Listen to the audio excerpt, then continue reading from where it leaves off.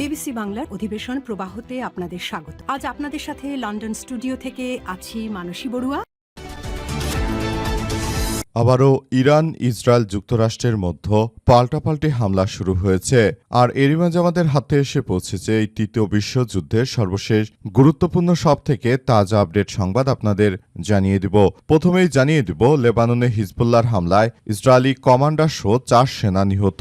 লেবাননের দক্ষিণাঞ্চলে হিজবুল্লাহর এক হামলায় ইসরায়েলি প্রতিরক্ষা বাহিনী আইডিএফের 4 সদস্য নিহত হয়েছে। আজ একই স্থানে কয়েক ঘণ্টা পর পৃথক হামলায় আরও 5 সেনা সদস্য গুরুতরভাবে আহত হয়েছে। হাসপাতালে নেয়ার পথে তাদের মধ্যে একজনের মৃত্যু হয়েছে। এরপর জানাবো, চুক্তির শর্ত রক্ষা না করলে যুক্তরাষ্ট্রকে কড়া মূল্য দিতে হবে। চুক্তির প্রতিশ্রুতি রক্ষা না করলে যুক্তরাষ্ট্রকে কড়া মূল্য দিতে হবে বলে জানিয়েছে ইরানের পার্লামেন্টের জাতীয় নিরাপত্তা কমিটির প্রধান ইব্রাহিম আজিজি। তিনি বলেছেন যে ট্রাম্প প্রশাসন তেহরানের সঙ্গে হওয়া সমঝোতা স্মারকের বা MOU প্রথম ধারার প্রতি প্রতিশ্রুতি রক্ষা করতে ব্যর্থ হয়েছে। এদিকে রয়টার্সের প্রতিবেদন, উপসাগরীয় দেশগুলোতে হামলার জন্য ইরাকে সিক্রেট সেল গঠন করেছে ইরান। ইরাকে গোপনে নতুন কিছু সেল গঠন করেছে ইরানের ইসলামী রেভলিউশনারি গার্ড কোর IRGC। উপসাগরীয় দেশগুলোতে মার্কিন বাহিনীর অবস্থানের উপর হামলা চালানোর জন্য তারা এই সেলগুলো গঠন করেছে। এই সেলে রয়েছে ইরাকের পরিচিত মিলিশিয়া নেটওয়ার্কের শক্তিশালী সেনাবহর। জানাবো, যুদ্ধবিরতি সত্ত্বেও লেবাননের উপর হামলা অব্যাহত রেখেছে ইসরায়েল এবং হিজবুল্লাহর মতো যুদ্ধবিরতি ঘোষণা আসার পরও লেবাননে হামলা অব্যাহত রেখেছে দখলদার ইসরায়েলি বাহিনী। এতে মধ্যপ্রাচ্যে উত্তেজনা কমানোর কূটনৈতিক প্রচেষ্টা নিয়ে নতুন করে উদ্বেগ দেখা দিয়েছে। এবং সর্বশেষ জানাবো, শ্বশুরবাড়িতে বিষ পানে যুবকের আত্মহত্যা। পারিবারিক কলহের জেরে শ্বশুরবাড়িতে বিষ পানে আত্মহত্যা করেছে বাদল শিকদার 46 নামের এক ব্যক্তি। এদিকে আত্মহত্যার আগের দিন তিনি স্ত্রী মাহমুদা বেগমকে নিজ বাড়িতে ফিরে আনার জন্য শ্বশুরবাড়ি গিয়েছিলেন। সেখানে বিভিন্ন রকম সমস্যা সৃষ্টি হওয়ার পর তিনি রাতেই সেখানে বিষ পান করে আত্মহত্যা করেন। প্রিয় দর্শক, এতক্ষণ শুনছিলেন সংবাদ শিরোনাম, এবারে বিস্তারিত। তবে তার আগে বন্ধুরা অনুরোধ থাকবে, এই সংবাদটিতে একটি লাইক দিন। এই চ্যানেলে আপনি নতুন হয়ে থাকলে আমাদের সংবাদটি দেখতে দেখতে চ্যানেলটি সাবস্ক্রাইব করে রাখুন।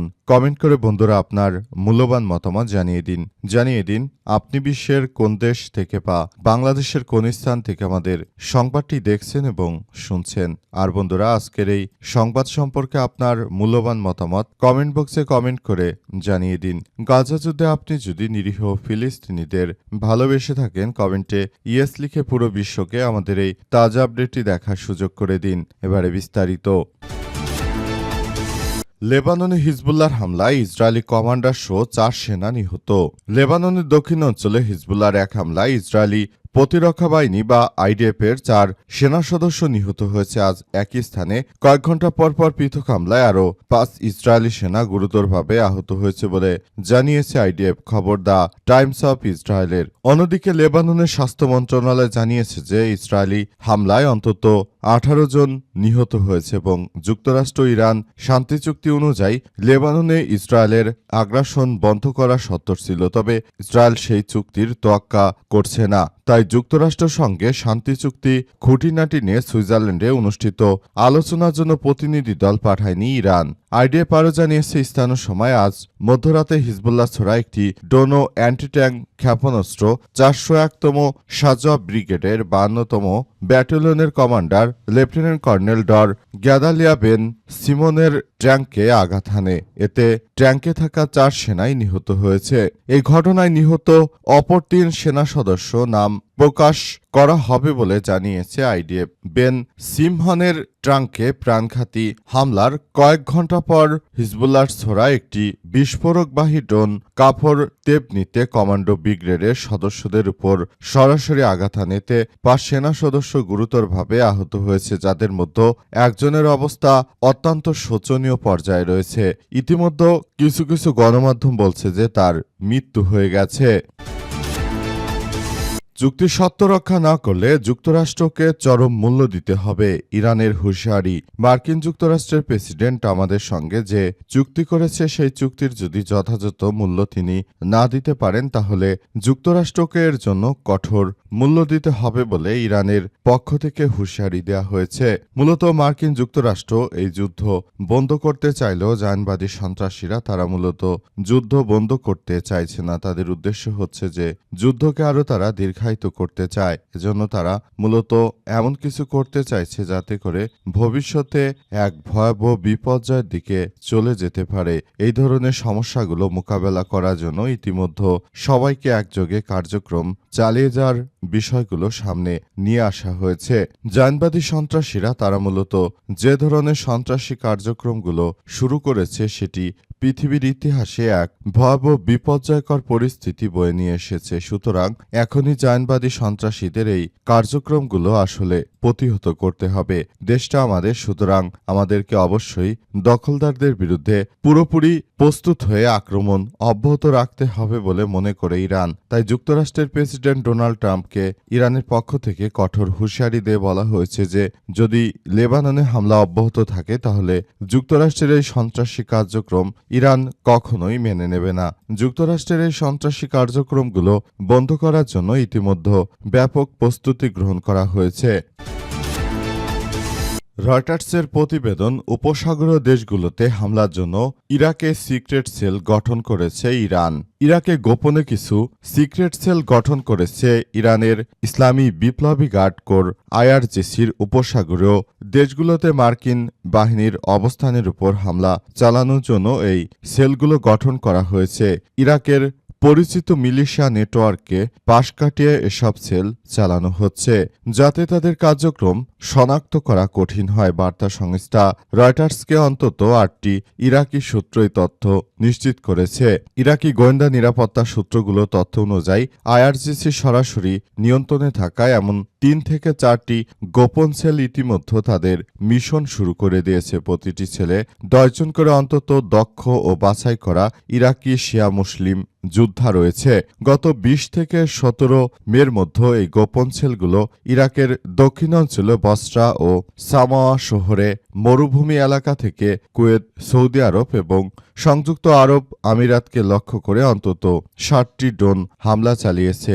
এর মধ্যে কুয়েতের আলী আল সালেম বিমান ঘাঁটি এবং দেশটির আন্তর্জাতিক বিমানবন্দরে একটি সামরিক টার্মিনাল লক্ষ্য করে 3টি হামলা করা হয়। অন্যদিকে সৌদি আরব এবং আমিরাতে চালানো অন্য 4টি ড্রোন মাঝ আকাশেই প্রতিহত করা হয়েছে।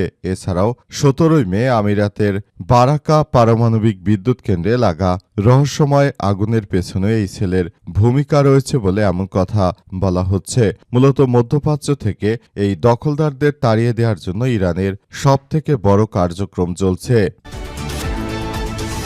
যুদ্ধবিরতি সত্ত্বেও লেবাননের উপর হামলা অব্যাহত রেখেছে ইসরায়েল এবং হিজবুল্লাহর মতো যুদ্ধবিরতি ঘোষণা আসার পরও লেবাননে হামলা অব্যাহত রেখেছে দখলদার ইসরায়েলি বাহিনী। এতে মধ্যপ্রাচ্যে উত্তেজনা কমার কূটনৈতিক প্রচেষ্টা নিয়ে নতুন করে উদ্বেগ দেখা দিয়েছে। আজ মধ্যরাত থেকে শুরু হওয়া হামলায় অন্তত 47 জন নিহত এবং 97 জন আহত হয়েছে বলে জানিয়েছে লেবাননের স্বাস্থ্য মন্ত্রণালয়। তবে যুদ্ধবিরতি কার্যকর হওয়ার কথা ছিল একই দিন বিকাল 4টা থেকে। যুক্তরাষ্ট্র এবং উপসাগরীয় অঞ্চলগুলোতে একাধিক কূটনৈতিক সংবাদ মাধ্যমকে জানায় যে যুক্তরাষ্ট্র এবং কাতার ইরানের মধ্যস্থতায় দুই পক্ষ যুদ্ধবিরতিতে সম্মত হয়েছে। লক্ষ্য ছিল লেবাননে সংঘাত কমিয়ে আনা এবং মধ্যপ্রাচ্যে বৃহত্তর শান্তি প্রক্রিয়াকে এগিয়ে নেওয়া। তবে যুদ্ধবিরতির সময়সীমা শুরু হওয়ার পর দক্ষিণ লেবাননে ক্রমাগত আক্রমণ অব্যাহত রেখেছে দখলদারেরা। এই কারণে মূলত লেবাননের উপরে এই ধরনের অনাকাঙ্ক্ষিত আক্রমণ চালিয়ে যাওয়ার কারণে মূলত জায়নবাদীদের সঙ্গে কোনরূপ যুদ্ধবিরতি তারা করতে চাইছে না। এই যুদ্ধবিরতিগুলো আসলে সবাই খুবই গুরুত্ব সহকারে দেখভাল করতে শুরু করেছে।